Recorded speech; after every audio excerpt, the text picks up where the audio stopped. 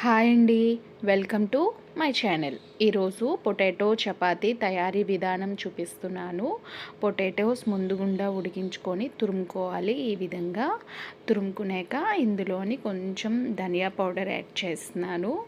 తర్వాత కొంచెం సాల్ట్ కూడా యాడ్ చేస్తున్నానండి. దానిలోనే కొంచెం కారం కూడా యాడ్ చేస్తున్నాను. తర్వాత కొత్తిమీర తురుము కూడా వేస్తున్నాను. ఈ మూడు మంచిగా కలుపుకోవాలి పొటాటోస్కి.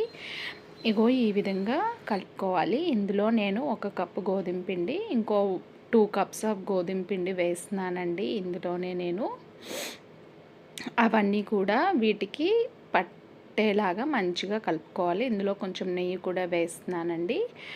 కొంచెం తగినన్ని వాటర్ పోసుకొని కొంచెం మంచిగా కలుపుకోవాలి. ఇదిగో ఈ విధంగా వస్తుంది. దీన్ని కొంతసేపు మూత పెట్టి పక్కన పెట్టుకుంటున్నాను. కొంచెం పొడిపిండి వేసుకొని చపాతీ దాన్ని రోల్ చేసేస్తున్నానండి. చపాతీలాగా పాముకుంటే సరిపోతుంది. చూపిస్తున్నాను కదా, ఈ విధంగా పాముకోండి. ఇలా రౌండ్గా పామేసుకొని వేడిగా ఒకసారి పెనం వేడి చేసుకొని తర్వాత దాని మీద వేసేస్తున్నాను. ఇలా 2 సైడ్స్ కొంచెం అటు ఇటు కాలినాక కొంచెం మీకు నచ్చితే నెయ్యి వేసుకోండి, లేదు అంటే ఆయిల్ కూడా వేసుకోండి. ఇలా ఈ విధంగా మంచిగా కాలినాక పక్కకు తీసేస్తున్నాను. అలాగే రెండోది కూడా అలాగే చేసుకొని అలా కొంతసేపు మంచిగా కాలినాక అటు ఇటు తిప్పుకొని కాల్చుకొని తర్వాత కొంచెం నెయ్యి కూడా వేస్తాను నేను. ఇందులో నెయ్యి కూడా యాడ్ చేస్తున్నాను.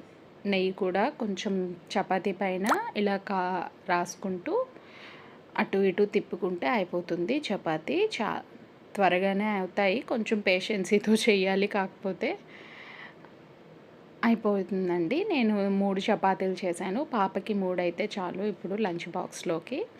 అవి కొంచెం చల్లారినాక జామ్ పెట్టి ఇచ్చేస్తానండి. జామ్ కాదు, సాస్ దానిపైన రాసేసి అలా రోల్ చేసేసి కట్ చేసేస్తే అంతే. లంచ్ బాక్స్లోకి పెట్టేశానండి పాపకి. Thank you for watching. Please subscribe to my channel.